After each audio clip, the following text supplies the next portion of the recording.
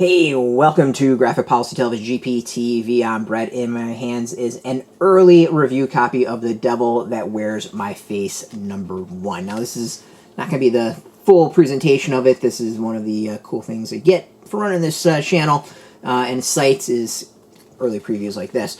So this is by David Pepose, who's been a guest of the site on interviews, consider him a friend of the site. We also got Alex Cormack as the artist, and cool cover, another cover by Mon House is cover B. Digital exclusive by Ryan Benjamin, apparently. Justin Birch is the letterer. And the story is basically Face Off meets The Exorcist.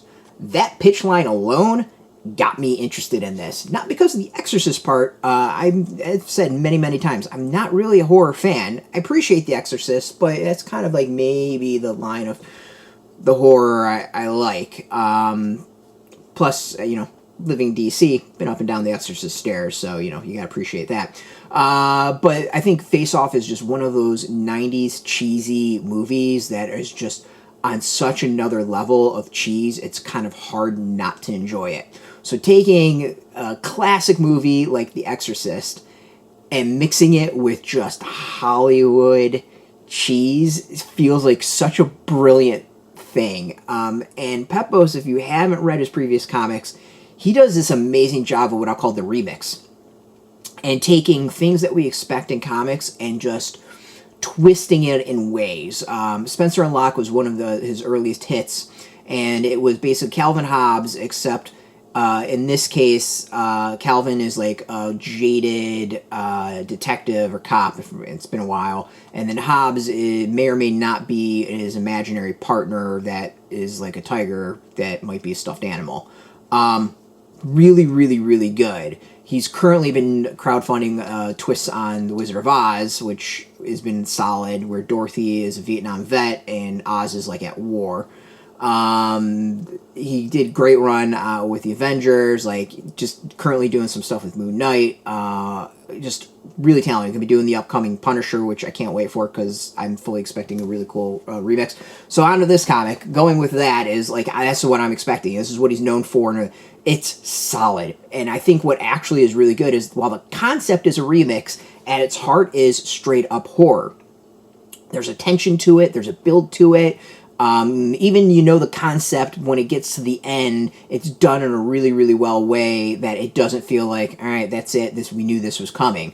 It's still just, I think, a solid reveal, because it's done not quite at the moment I think you're expecting it.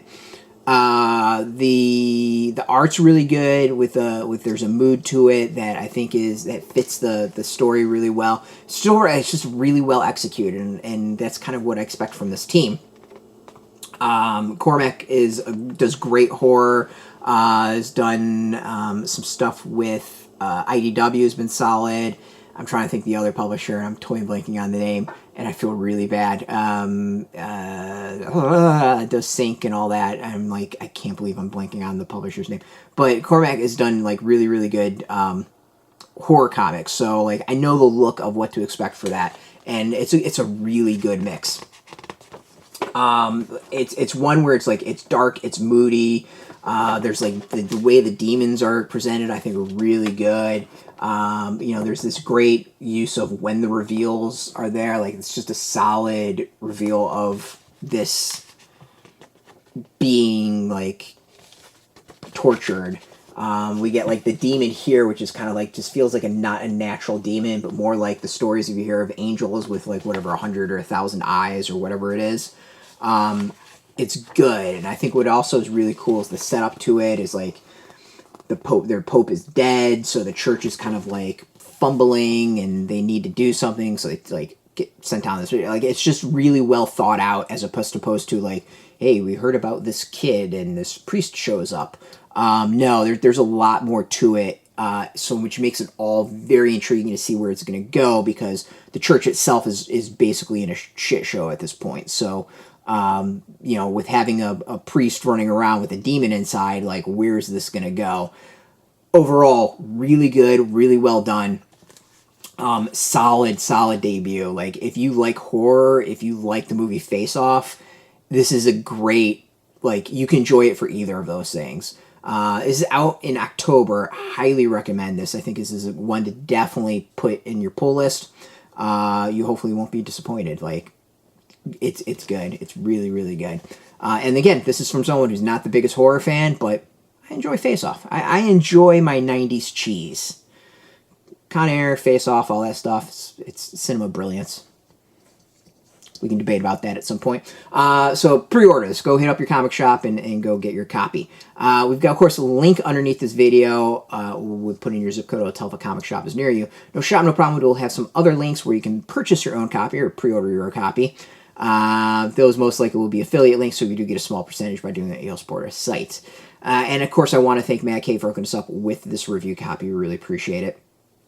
And appreciate you all watching. If you are into comics, check us out every single day at graphicpolicy.com. We're on Twitter, Facebook, YouTube, Tumblr, Instagram, TikTok, Mastodon, Blue Sky, Threads, all at Graphic Policy, keeping it nice and consistent. Until next time, keep reading those comics and keep it geeky.